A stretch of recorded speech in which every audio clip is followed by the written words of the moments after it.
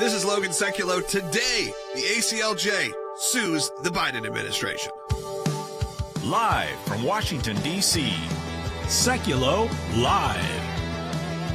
Phone lines are open for your questions right now. Call 1-800-684-3110.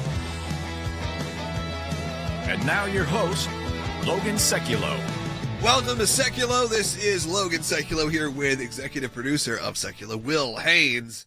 We've got a lot to cover today. Today is the last day of our matching challenge, but more importantly even, we are today suing the Biden administration. Yes, you've probably been hoping and wishing that that would happen, but unfortunately it has to happen because they simply don't respond and they break the rules. And some of the rules are, we submitted FOIA requests, Freedom of Information requests, specifically about the use of aborted baby fetal parts. I know not something you necessarily want to address always on the air, but it's just the truth, and sometimes the truth is hard to hear. No response, Will. Nothing. So what you have to do when you're the ACLJ, that's why we're not just a radio show. We're not just a media organization. Sure, you get to listen to us each and every day or watch us on Facebook or watch us on YouTube. And a lot of that is because you do support the organization at aclj.org, which obviously is immensely important. There is a ton of crew around me. This is how we get things done. That's how we pay for that. However, I know this is what other shows can't do, which is we take people to court. And who are we suing today? The Biden administration, because they are not listening. They are not responding. They are breaking the rules. And sometimes you have to take things a step higher to get a response. And we even will, in this first segment should play. This came up even yesterday. This yesterday, last couple days. It came up to Jen Psaki about specifically the use of fetal baby parts for research. So take a listen to this. Any other setup we need? No, I think that this is an issue that a lot of people are concerned about right now because the Trump administration actually moved to stop this taxpayer funding of this research. And the Biden administration, in their first 100 days, one of the first things they wanted to bring back was this. So there was a question from a reporter in the press briefing on April 27th. Let's take a listen to Bite 20 to hear what Jen Psaki had to say. As you well know, the administration just lifted the ban on researchers using fetal tissue from elective abortions. And the U.S. Conference of Catholic Bishops, the leaders of the president's own faith, said in reaction, "It is deeply offensive, quote, to millions of Americans for our tax dollars to be used for research that collaborates with an industry built on the taking of innocent lives." How does the White House respond to that criticism? Look, I think the White House respectfully disagrees, and we believe that it's important to invest in science and look for opportunities to cure diseases, and I think that's what this is hopeful to do. So just kind of blows past it, just says it's fine, nothing to see here. Move along. Let's keep going. We have a really short answer, especially when it comes to the president's faith, and then his faith leaders say this is immoral. This is something we have to deal with. But, Will, we're taking him to court. We're not going to let it just pass by that way. That's right. The Freedom of Information Act is a law that gives the American people the right to get certain information from the government. And when we ask the government for this information, a lot of times they either give us an insufficient answer or no answer. And so what do? We file a lawsuit. Unfortunately, we have to do it often, but we're really good at it because we do it so often, because the bureaucracy does not want to give us the information here. And we'll get the answers. Look, sometimes this takes a while. Sometimes not quick fixes, but you have to do this. We have to have organizations like the ACLJ. And look, we got Than Bennett right now in our Washington, D.C.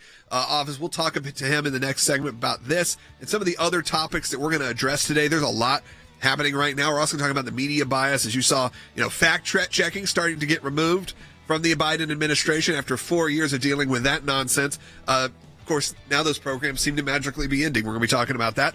Give us a call. I want to hear from you not only on specifically the ACLJ going to court against the Biden administration. Maybe you have some ideas for us of where we should go. 1-800-684-3110. And also support the work of the ACLJ. This is the last day of our matching challenge, which means if you give $10, that effectively turns into $20 and so on and so on, because there is another amazing member of the ACLJ on the other end saying, I'll match that donation. And then also tonight at 8 p.m. Eastern on our social media outlets, the Jay Sekulow Band returns with the first in-person live concert that they have done in over a year. So again, aclj.org, 1-800-684-3110. Be right back.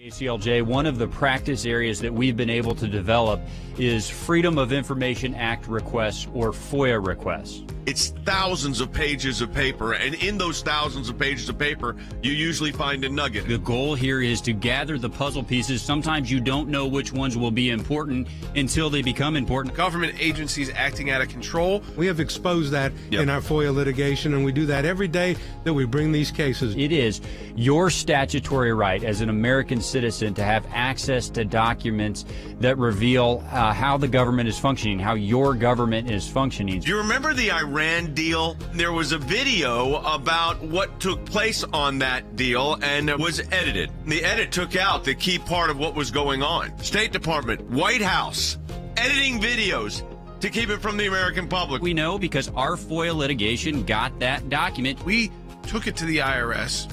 No one ever does that. What the IRS was doing was violating the Constitution and statutory law.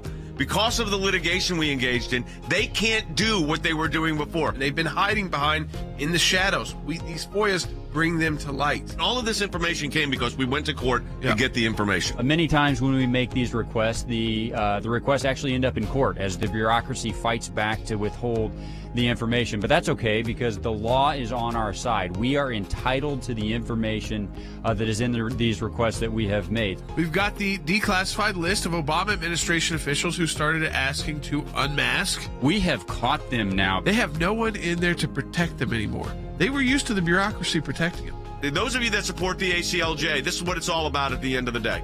Support the work of the ACLJ with our matching challenge. Go to aclj.org. It's all because of you. And you can doubly impact your donation today at aclj.org. Go online and donate now. Welcome back to Sekulow. Listen, the ACLJ has been on the front lines of the life issue for a better part of nearly 4 decades at this point, well over 30 years, that Jay Sekulow, the Sekulow family, plus obviously the ACLJ specifically, for over 30 years has been on the front line dealing with the life issue. And that is why we've been saying this year is ACLJ more than ever, because we know when there's an administration that gets put in power, because we've been doing this for a long time, that you can't just sit back and wait and hopefully there's a new administration that comes in, or maybe there's a softening of a heart that changes within the White House. Obviously, you got to pray for that. Absolutely pray for that. Pray that minds and hearts are changed. But we also have to be available and there to fight back when you need to. And that's why the ACLJ today, maybe some people at the Biden administration are watching right now. Guess what's going to happen today? You're getting sued because you're not playing by the rules. And Than Bennett is joining us in Washington, D.C., where sometimes they don't play by the rules, even though they're the ones that make them. So, Than, welcome back. Tell us about this. Yeah, Logan, I mean, quite often they don't play by the rules, and this is a particularly, I would call it ironic or rich example of that. You remember back when Planned Parenthood got caught with essentially a menu of baby body parts. It's so disgusting to think about, Logan. It's almost hard to verbalize, but you're right. We do have to put the truth out there. The sad reality is that the federal government, taxpayers, you and me, were funding that research. The good news was that during the Trump administration, we saw a lot of that roll back. Now, what does rolling that back mean? Logan, they were specifically pulling grants that had been issued to research entities that were using they were doing research using these fetal remains, and they also set up what I think is maybe the most important thing that they did in this space. They set up this ethics review board where 15 professionals from various different walks of life would look at all of these funding proposals, individuals from outside the government, Logan, and they would make a recommendation to the Secretary of HHS whether or not it met all the ethical requirements that this type of research should. Logan, maybe the most disturbing thing to me, of course, it's disturbing that this funding is happening again under the Biden administration, but they're rolling back that ethics review board. I mean, why in the world would you not want proposals like this to at least go through a review board? But that's what we're looking at today. Yeah, that seems to be the common thread here, is they're rolling back a lot of things in Washington, D.C., whether that's in the media, whether that's the news, and whether that's things like this. Like, why would you? Like you said, what is the point? And I feel like we have this question that we often pose to you as the audience, and I'd love to hear your thoughts. Why would they decide that having this ethics board is all of a sudden not important now that there is a Biden administration? Give us a call, 1-800-684-3110. What we usually find out is there is no good answer. The good answer is typically they just want to push stuff through as fast as they can and with no barriers and nothing specifically when it comes to life. That is usually the truth, which is if it has anything to do with restrictions on life, it's why you see when a presidential candidate, even for the Democrats, when a Democratic presidential candidate, when they're up there, look at that field that happened this last time. As soon as a couple of them just said maybe late-term abortion, maybe that's too far. Guess what happened? They were pretty much pushed out of the party, told they were crazy, and removed from any influence. Because this is the number one issue. On both sides in some ways. It's the number one issue that a lot of people vote for this single issue. And I think that's okay. I know a lot of people said, I'm not a single issue voter. I think there's sometimes being a single issue voter is okay. It simply is. Give us a phone call. Like I said, 1-800-684-3110. But Will, there's also other stuff going on that we've been talking about. But this is exactly what happens when things go wrong. And when you realize that people have made a big mistake by putting in administration that is going to be so aggressively against life. Well, and part of what we're asking for in the FOIA request that was originally sent that we're now having to go to court over is records that determine the moral considerations that the Department of Health and Human Services has or has not taken in undertaking the continued funding using the aborted fetal baby body parts. And that's when you get to the heart of it, when you talk about removing that ethics review board. And then we're asking, were any ethical or moral considerations taken? And we need to look at these records that we're entitled to see if we can determine that. And that's what they're not wanting to give us. Yeah, it's not even, are you doing this? Well, we know they're doing it because Jen Psaki admitted to it. We know that they rolled back the regulations. But what we're asking for that we haven't received any response on is what were your moral considerations here? Because we know you removed the ethical review board.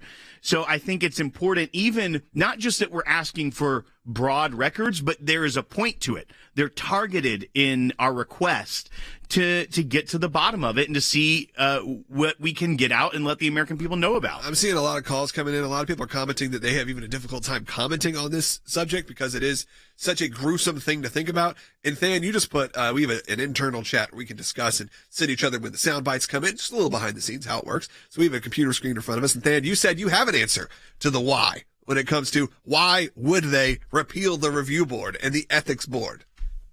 Yeah, I really do think I have an answer to that question, Logan. It's the right question to ask, but the reason they had to abandon that review board is because they know flatly that this research is unethical. And the other reason, Logan, is that there are more ethical options. But what that would entail they would get a recommendation back from this review board, and they would have to acknowledge that this type of research using fetal remains is not the most ethical option available. So that's why I think they abandoned it, because they didn't want to have to deal with the recommendations that would come back. But Logan, the other thing that we've talked about on this broadcast many, many times is when it comes to the federal government, personnel is policy. And we told people that if Secretary Javier Becerra was the Secretary of HHS, this is the type of issue that we would be facing. He needs to be asked, Logan, did you consider ethics at all when you made this decision?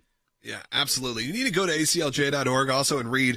There is a whole article written by Ben Cisney that's currently on our website, I believe, that goes into more details on this. And I will say this, there's stuff in this I don't want to say on the air. I don't know if there's kids listening. I don't know who's there. There's stuff in this report that is going to turn your stomach. But again, I want you to go to the website and check it out. Not just because I'm promoting going to the website, because genuinely, I don't want to say some of these things out loud. I don't want to hear them coming out of my own mouth. There's a line that Ben Cisney uses that says, this isn't some ghoulish science fiction film. This is what it feels like. This is how your tax dollars are being spent, and it's repulsive. I think that encapsulates what you're saying. There's reasons on air why we don't want to describe even some of the records we're looking for, because it does seem horrific. Yeah, absolutely. And look, phone calls are coming in. We're going to take some of those coming up. In the next segment, also, my dad is going to be joining us, Jay Sekulow. He's popping in. Obviously, it's a busy day.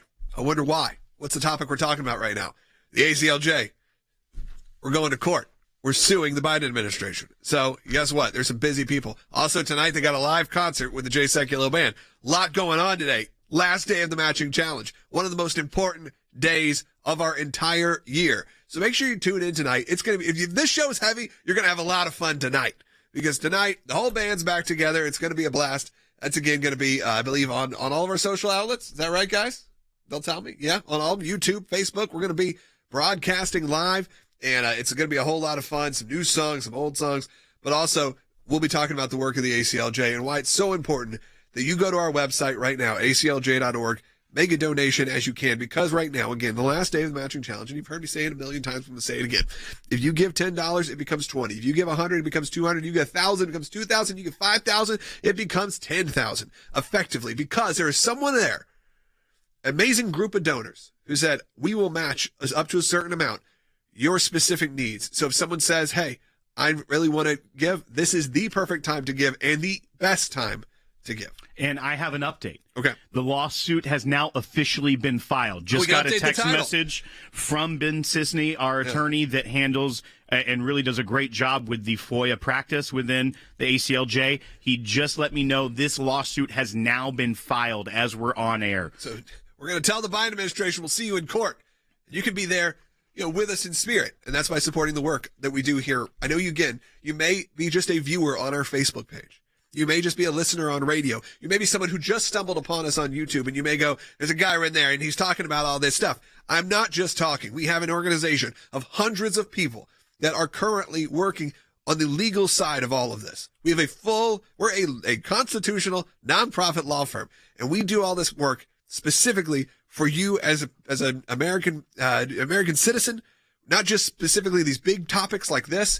We also help you specifically. If you need legal help, guess what? You go to aclj.org, there's a big button that says get legal help. And what that does is when you fill out, as long as it's within our scope of the work that we do, you are talking straight to one of our attorneys at no cost. Obviously, we pay our attorneys because they're really good and they deserve it. But we do that with your support. So that's what I encourage you to do right now. This is our big fundraising day, but it also happens to be the day we sue the Biden administration. A day, remember forever, April 30th, my wife's birthday. So you know what? It's a day to celebrate. Go to aclj.org. Again, aclj.org/donate if you want to go direct to donate. But there's so much great content. And if you're watching on YouTube, hit that thumbs up. Hit the subscribe. If you're on Facebook, share this with your friends. You want to know a free way to support the ACLJ if you can't afford to donate right now? That is a great way to do it, which is just connect on all social media and share this content. This is not going to be the #1 story on Fox News. You've got to be our voice. We'll be right back with more on Sekulow. United States, Joseph R. Biden delivering his first address to a joint session of Congress, not called the State of the Union because it's so soon after the election. I think you should be able to become a billionaire and a millionaire, but pay your fair share. It's insanity to ask hardworking Americans, no matter how much money they make, to give more to a bunch of bureaucrats in Washington. If anything, we should be looking to cut government. I saw a man who embraced socialism. What did he tell us?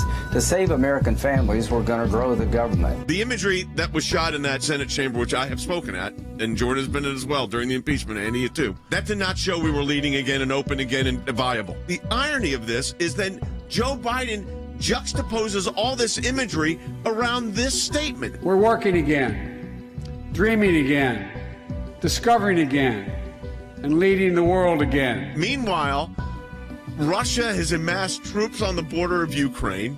Iran is surrounding American warships, and the Chinese are threatening Taiwan. Other than that, Harry, we're leading again. It's all about control.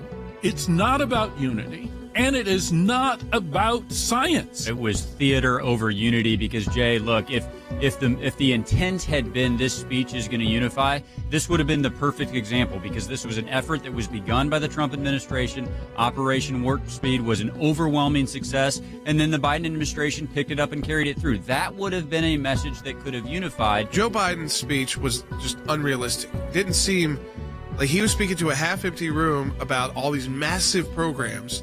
And people can't even go back to the job that they have right now. If they've kept it, they're still working virtually. Big corporations are afraid to open up their headquarters and their buildings, don't even know if they're ever going to have the people back. Who is gathering together if you can't gather into Congress?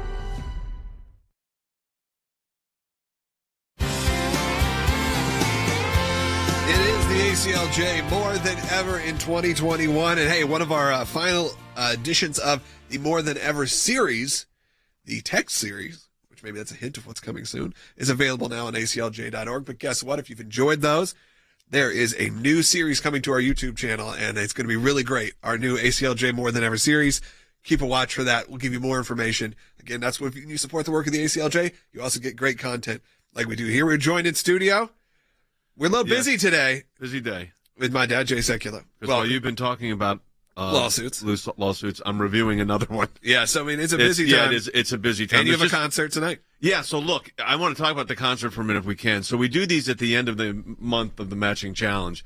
But obviously over the last year and a half, it's been a year and a half. Because usually we do them at the end of matching challenge. Matching challenge is it's not every month. Right. So the last one was December of, the year. of 2019. Yeah. New Year's Eve is when it ran. And then the only time the band got together after that was our friend John Schneider came in. But there wasn't the whole band because Keith Burns came from Trick Pony and some of these other guys. So it was kind of an amalgamation. So then we've been doing these things, via remote. We're all little boxes. Then we had everybody come into the studio. When we opened up our offices, we had everybody come into the studio, but come in individually. This time, everybody's there.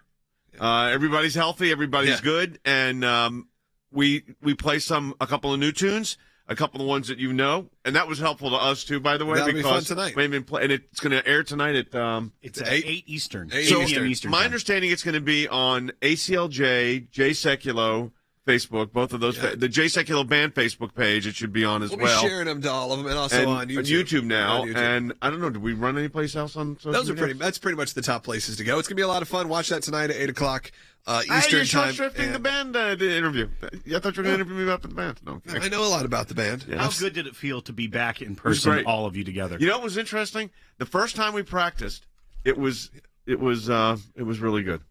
Yeah, it was fun. Everybody's tight. The band was tight. Should we take some calls on this? Let's take calls on today's topic. We've been talking about again. We're in court with the Biden administration. You're suing them, not in court, but we're on the way. The lawsuit has been filed. You correctly described the lawsuit by not describing the lawsuit because it's disgusting. Yeah, I've said if you want to know more details, it's on the website, but it's just not really content you want to put over the air. To be honest, but of course the HHS secretary is the most pro-abortion. I mean, this is a guy that tried to close down crisis pregnancy centers, so you know what you're dealing with here. All right, let's take a phone call. Let's go first to Mary Ellen in Illinois on line 4. Mary Ellen, you're on the air. Oh, hello everyone. Thanks for beautiful work.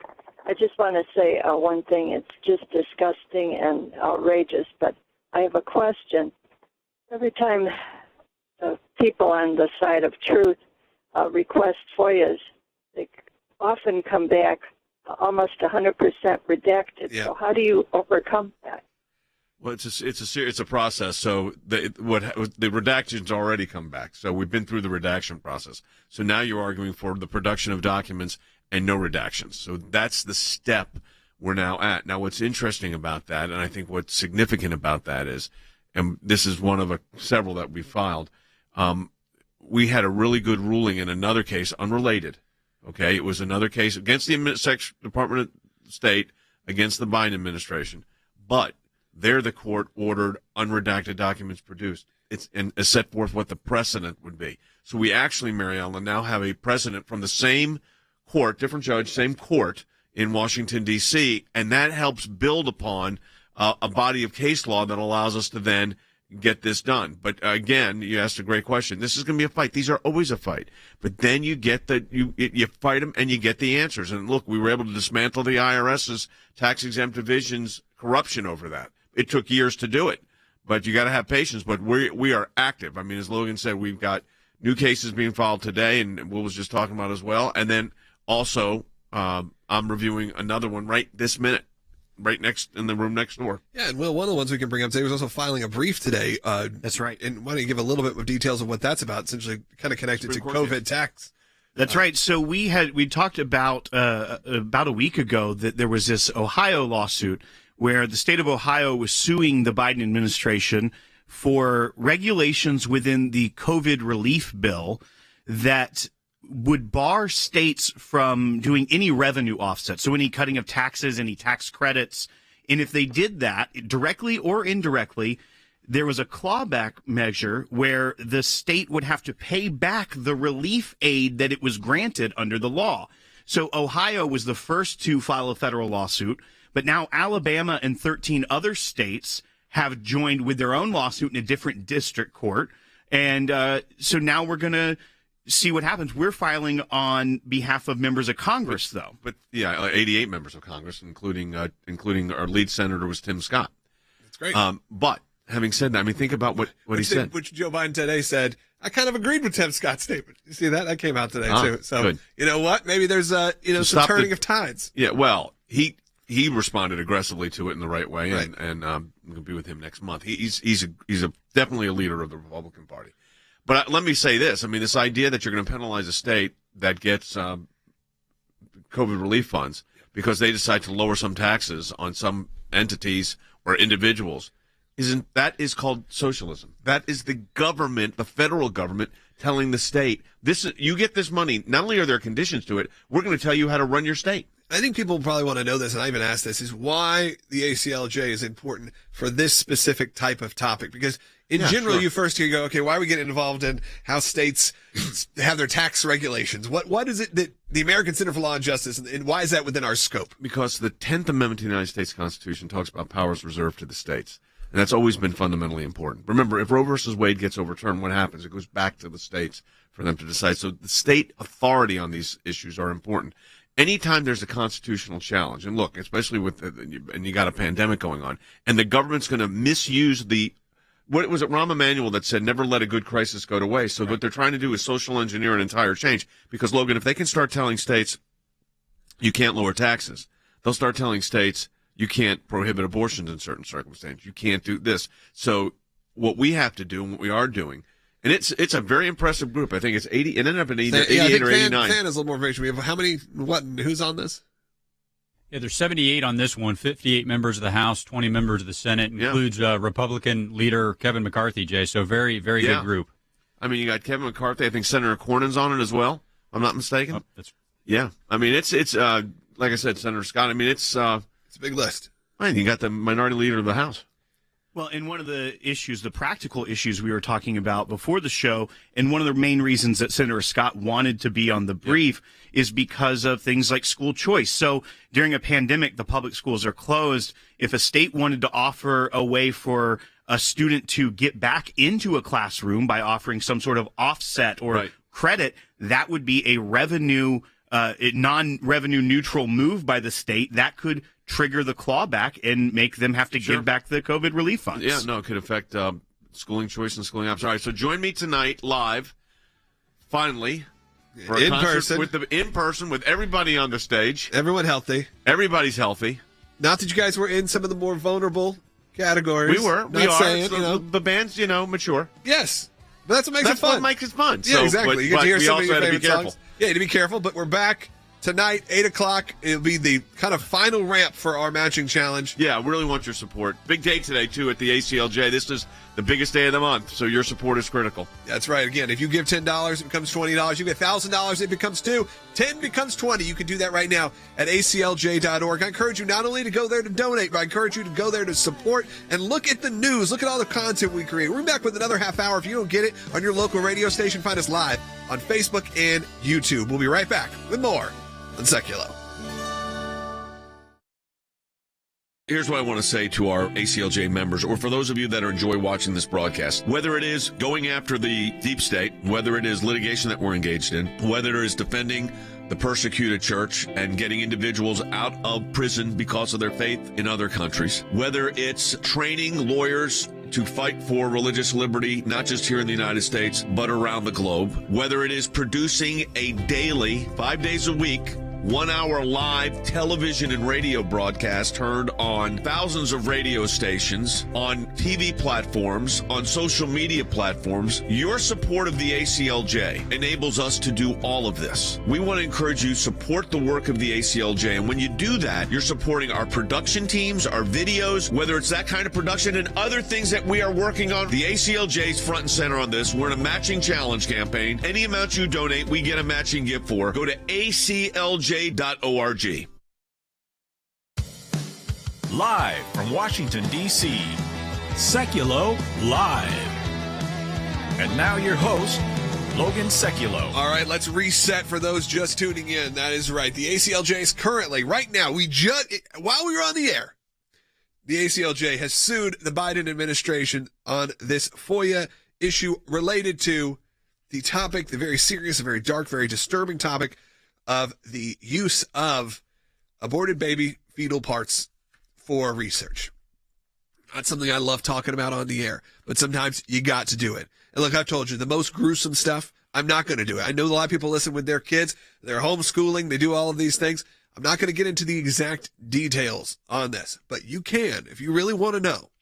On our website, there's an article by Ben Cisney, and there's plenty of others, specifically about this issue and what this is pertaining to. And when you read it, just trust me, this is stomach churning stuff you're not going to be able to get out of your brain. So fair warning. Probably should have a graphic warning on that blog, because it is very intense of what's going on. And when you have Jen Psaki saying, oh, we think it's all fine, we think it's great, there are levels of morals. And as Than brought up, an ethics board has been removed. The reason why? Probably because they realize it's unethical. Because there are more ethical ways to do these things. And I'm not pretending to be a scientist. Heck, I'm not even pretending to be your lawyer. But there are plenty of those at the ACLJ that are currently in court. And we have a ton of calls coming in. Look, we planned on hitting a lot of topics today. The Washington Post ended the Biden fact-checking database. We're going to talk about that if we have time. But this has taken up an aggressive amount of our time. There's a lot of phone calls coming in about it. I don't want to just blow past this and move on to another topic, because I do feel like it's important. We're going to talk about some of these other things, but this is a very important topic.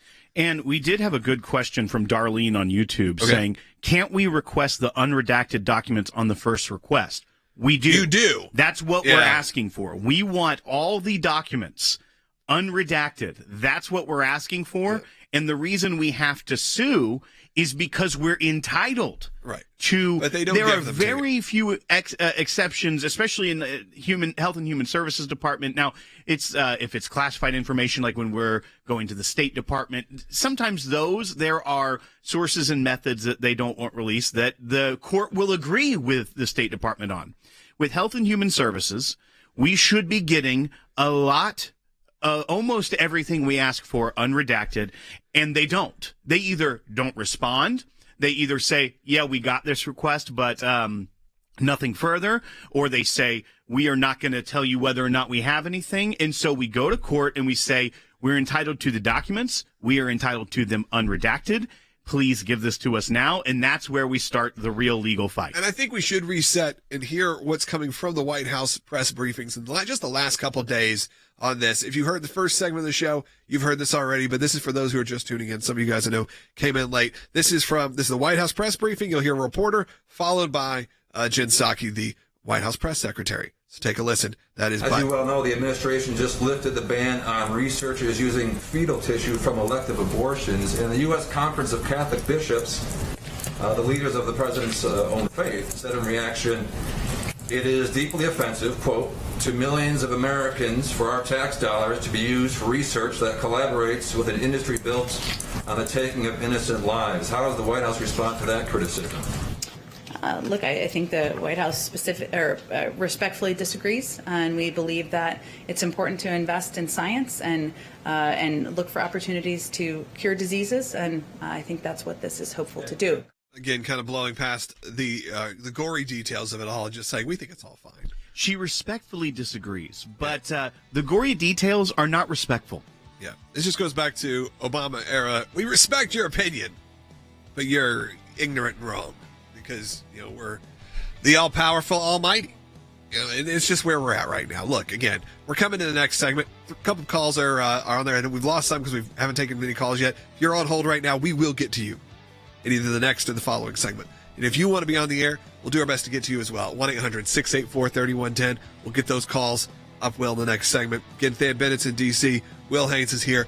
And hundreds of ACLJ employees across the country and all over the world are here because of people like you who support the organization. That's at ACLJ.org. It's an easy place to donate and learn so much about what we do here. Again, this is the final day of our matching challenge. Go to ACLJ.org. We'll be right back. We'll take some calls. 1-800-684-3110.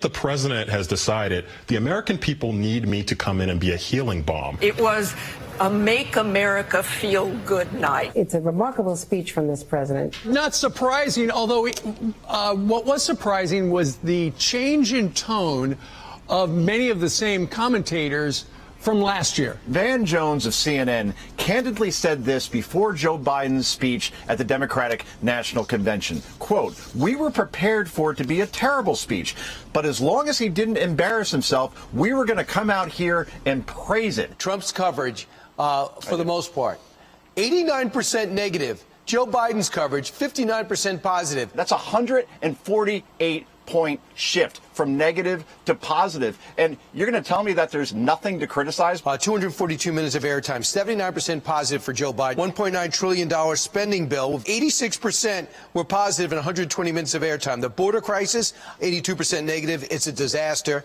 This infrastructure bill proposed, 63% wanted. That's 6 of 10 positive stories about this. And additional gun control, 62% is negative, 16 minutes of airtime. There are just so many things that we should be talking about, but instead it seems to be a cheerleading session for Joe Biden in his first 100 days. I have a feeling it's going to be for his first 1,000 days as well. When a news organization begins to change facts in a story to meet a political agenda, their product ceases to become news and becomes propaganda. What else would you expect from a network, though, that has this editorial outlook? I think it's become clearer that fairness is overrated. Well, before you run off and tweet that headline, let me explain a bit. The idea that we should always give two sides equal weight and merit does not reflect the world we find ourselves in. So if you look at this, the media has their hand on the scale. If you're out there watching, just be aware of that.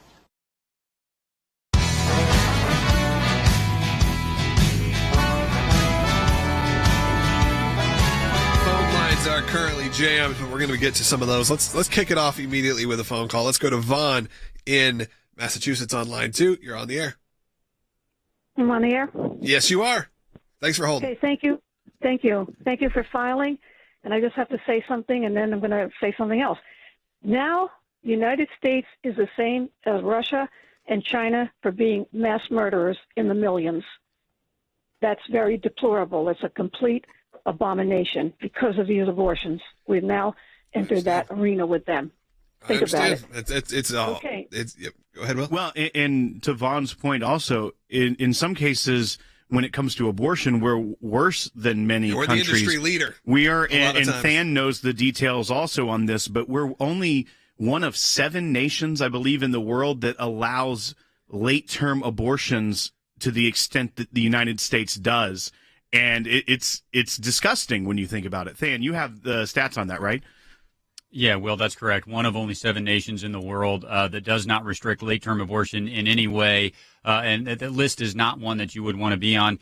Will, there is actually a discharge petition in the House of Representatives, without getting into the weeds. Essentially, if 218 members of Congress of either party would go down to the floor and sign their name on that discharge petition, Nancy Pelosi could not block the bill that would stop us from being, would remove us from that list, would ban late-term abortion in the United States of America. But 218 members of the House, Will, at this point, are not willing to go down and sign it.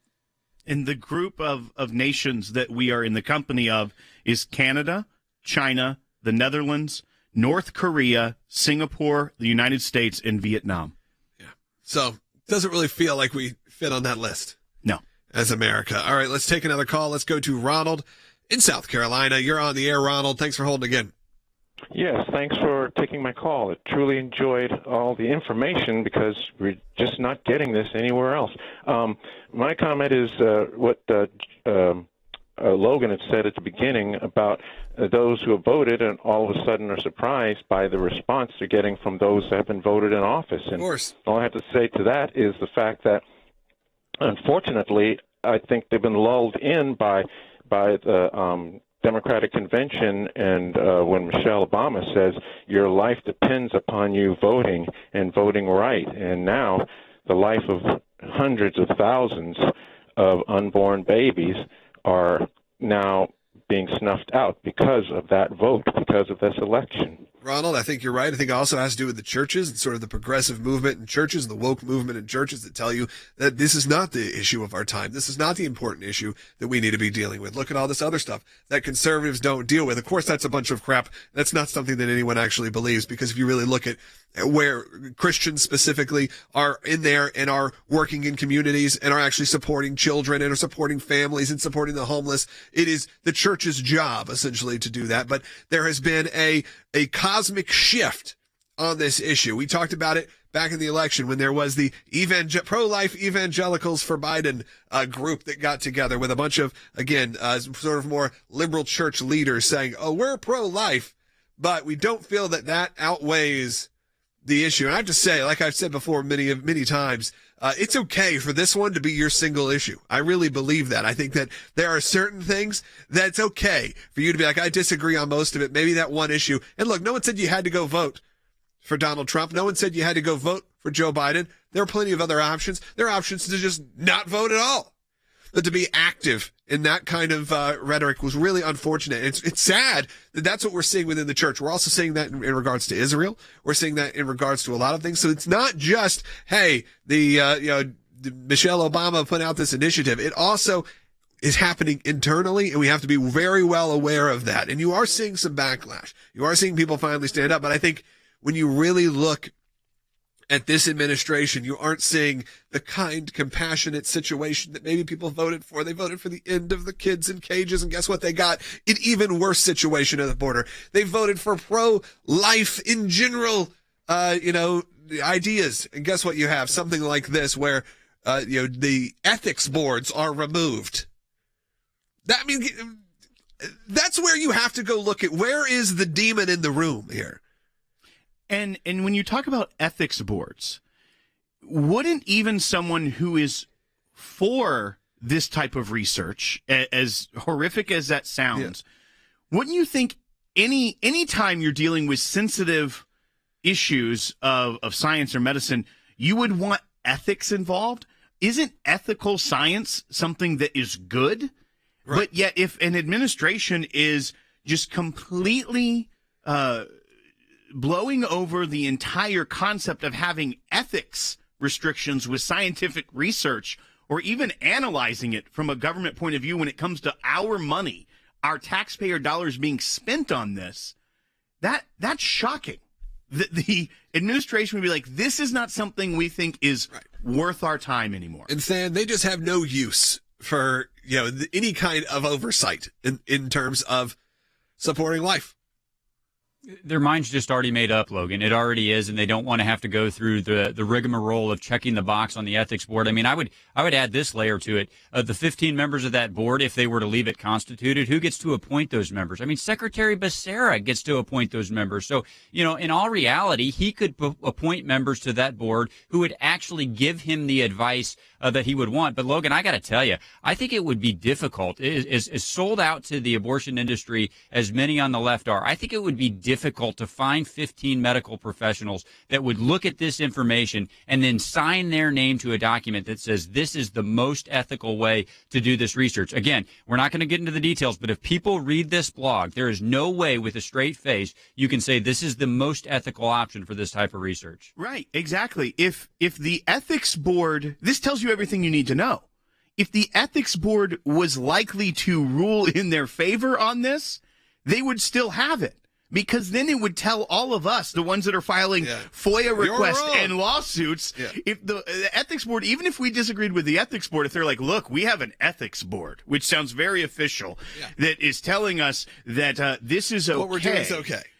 But the fact that they have to get rid of that tells you everything you need to know about it, that it's not ethical. Yeah, they're removing. And they're afraid of the ethics board. Yeah, you start removing the protective agencies. You start removing the things that are keeping things in line, is where chaos breaks loose, and you have issues where modern science is not necessarily has no oversight. And there are moral things that happen within modern science that we need to make sure there's at least information out there. Look, we're suing right now, and really what we're suing for is information to then be able to build our case for the next time around. Hey, this was not supposed to be the only topic today. We did have other things we wanted to talk about. We only have one segment left in this show. So unfortunately, I have to say thank you to our incredible research team and everyone put together this show.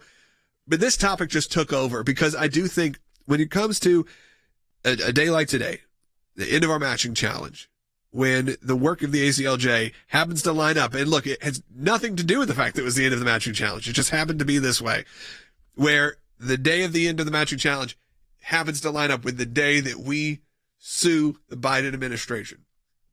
We have to spend time on it. And you need to spend some time thinking about ways you can support the organization as well at aclj.org. Even if you just enjoy this show, even if you've just liked what we do here, guess what? There is a dozen video crew, audio crew in there right now producing all of this for you. And they have to, obviously, we pay them, we pay keep the lights on. And that is all coming from the ACLJ supporters. All of it, 100%. aclj.org to do that. We appreciate it. And then tonight, later on, if you're like, Logan, this is a little heavy. If you want to have a little more fun, tonight, the Jay Sekulow band reunites. Not for one time only. They'll be back now, but finally reunites in the first time in the same room in over a year for an end of our matching challenge concert, kind of a fundraising event. But it's going to be a lot of fun, a lot of old songs, a lot of new songs. Obviously, you have John Schlitt from Petra. You have John Elefante from Kansas. You have a myriad of other incredible musicians that are in this band. Mark Townsend. I can go through the whole list, but I feel like that's would be a little bit much. But you can go through everybody. I can just go through. These are Grammy Award winner, Dove Award winning musicians. It's a lot of fun. That'll be tonight at 8 o'clock on all our social media channels. If you're watching the show right now, however you're watching it, we're going to be there. Now, it may not pop up on aclj.org. I'm not sure. I have to check on that. But it will be on our YouTube channel, which is how you're watching this on aclj.org. So make sure you subscribe so you get a notification. Click that thumbs up. Turn on notifications because that's coming tonight. Make sure you like all of our pages, that you share, and you get people involved. In the next segment, we're going to take as many calls as possible. So we have a couple lines open right now. And here's what you need to do. Just go over, pick up your phone. If you're on your phone watching this, you can minimize this for a second. I won't be offended.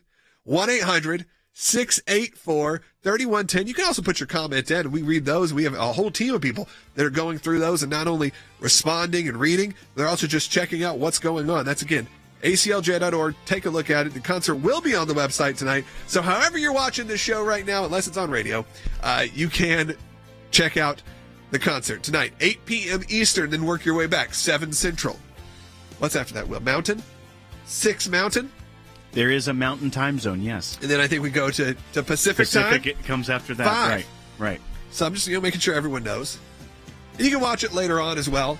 But the deadline's midnight tonight to support the ACLJ in our matching challenge. That's it again at aclj.org. Phone lines are lighting up. I want to hear from you. 1-800-684-3110 as we head into this final segment. We'll be right back.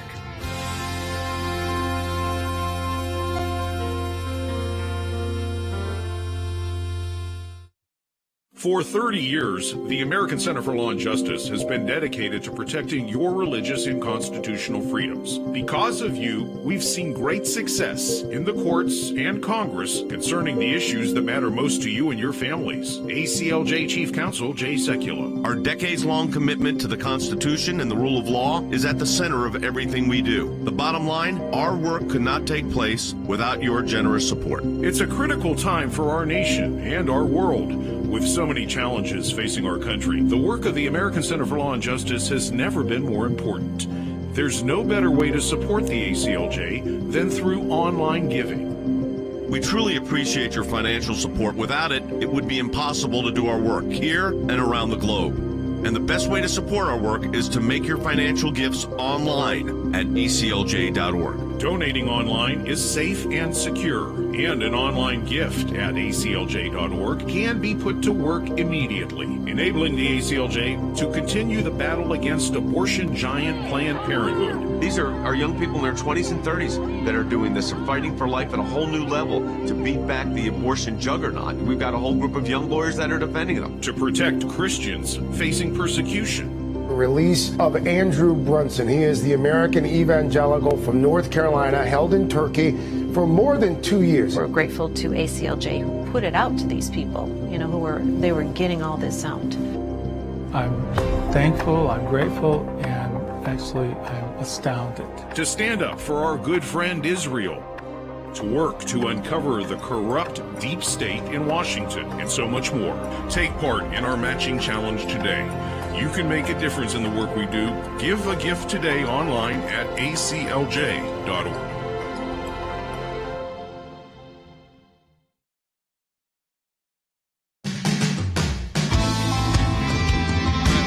To this final segment, phone lines are lighting up. But Will, you did have an update on something I think we need to touch on. I know I said we try to get to multiple topics, but I think this is one we definitely need to address again about the work of the ACLJ.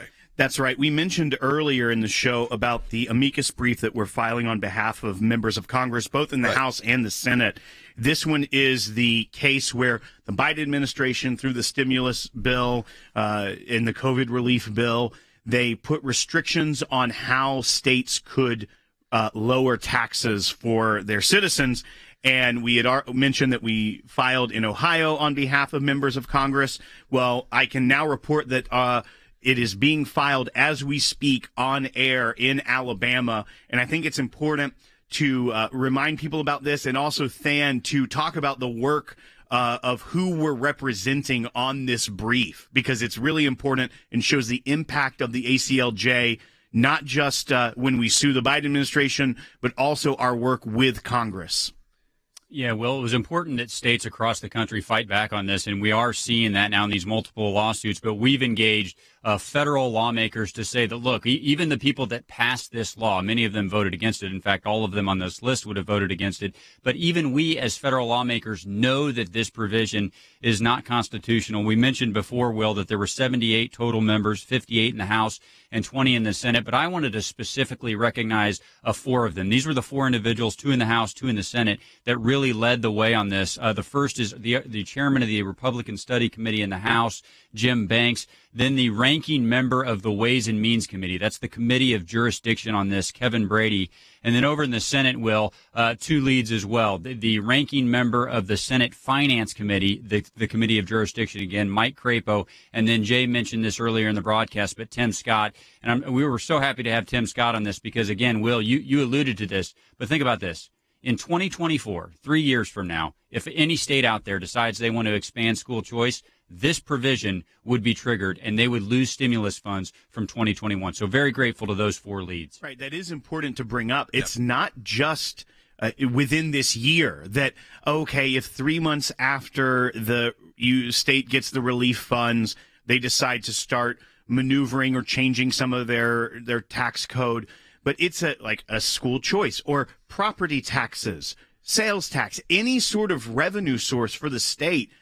In 2024, if they were to adjust that, it could cause the Treasury, the United States Treasury, to say, hey, you owe us all that relief money that we gave you during the pandemic. So just think about that, and it just shows the egregiousness and the unconstitutionality of this entire bill. It's why we exist. It's why the ACLJ is there fighting. It's why we have people all over the country. We have people like Than in Washington, D.C., making sure that we're involved in helping these senators and helping everyone get involved, because sometimes they need a little extra help too, and we can be there because of the work of the ACLJ. And these situations, we launched a school choice initiative last year. That didn't go away. That's something we're continuing to work on, whether that's school choice specific or specifically about getting kids back into school. I know that's a big topic coming up. We're headed into summer break for a lot of kids, and people are still unsure what's going to happen next year in a lot of the country. So that's why, again, we have the School Choice Initiative, another great program with the ACLJ. You can find that on our website. Let's go ahead and take some phone calls. Let's go to Bill in Wyoming on line 1. Bill, welcome. Sorry for the hold. Hi. First of all, I want to thank you for thinking people a venue for being able to have something to say about what's going on and giving it to those who really need to hear it. And now I want to make my comment on what Psaki said in that audio clip. It seems to me she might as well have just told the guy, hey, we don't sweat the small stuff, and that really upsets me. Yeah, because, the small stuff in this is, unfortunately, specifically, again, not to get too graphic, the research use of aborted baby fetal parts. So aborted baby parts. And Than, I think it's a little even harder for us and for people who have dealt with kids with special needs or kids who have been in the NICU. My kids were in the NICU for weeks. Premature children. When you deal with those situations, these become a little bit more real.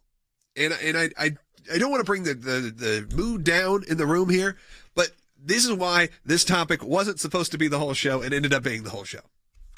Yeah, I agree with you, Logan. Look, and I don't think it's bringing the mood down because, like you, I've had the opportunity to be involved in countless newborn lives, and many of them do have physical challenges. You know, my wife and I had a child that dealt with some physical challenges. We continue to have the opportunity to care for newborns that have physical challenges. Here's what I would tell you, though, Logan. In the United States of America, there is no child, no matter their disability, no matter their limitations, who is not desired and who would not have the ability to find a home. So I agree with the caller. Jen Psaki might say that these are small things, but look, there is no higher responsibility than defending the vulnerable. And in the United States of America, Logan, there is a home that would welcome each of those child if they were given that opportunity. Right. That's another issue I'd love to deal with later on, which is to help simplify that as well. Let's go to Richard in California. We're going to try to get through these calls. Richard, thanks for holding. You're on the air on line 3.